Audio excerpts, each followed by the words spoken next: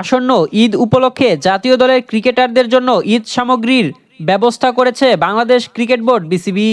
গতবারের মতো এবারও ক্রিকেটারদের পাশাপাশি তাদের পরিবারের সদস্যদের জন্যও থাকছে বিশেষ উপহার।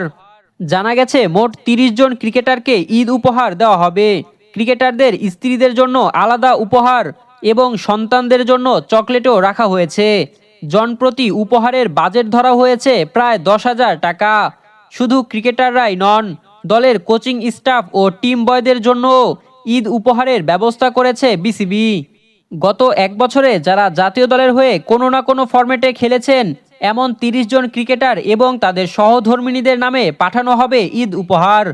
এছাড়া গত এক বছরে কোনো না কোনো সময়ে জাতীয় দলের সঙ্গে থাকা কোচিং স্টাফ ও টিম ম্যানেজমেন্ট সদস্য এবং টিম বয় মিলিয়ে আরও ২০ জনের জন্য থাকছে একই উপহার।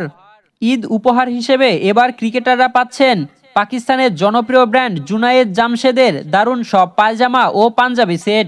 স্ত্রীদের জন্যও থাকবে একই ব্র্যান্ডের সালোয়ার কামিজ। বাদ যাবে না ক্রিকেটারদের সন্তানরাও, তাদের জন্য বিসিবি পাঠাবে চকলেটের বক্স। এদিকে পাকিস্তানের বিপক্ষে ওয়ানডে সিরিজকে ঘিরে ব্যস্ত সময় পার করছেন ক্রিকেটাররা। সিরিজ শেষ হলেই ঈদের ছুটিতে যাবেন দলের সদস্যরা। গত বছরের অক্টোবরের পর ওয়ানডে ফরম্যাটে আর কোনো ম্যাচ খেলা হয়নি বাংলাদেশের।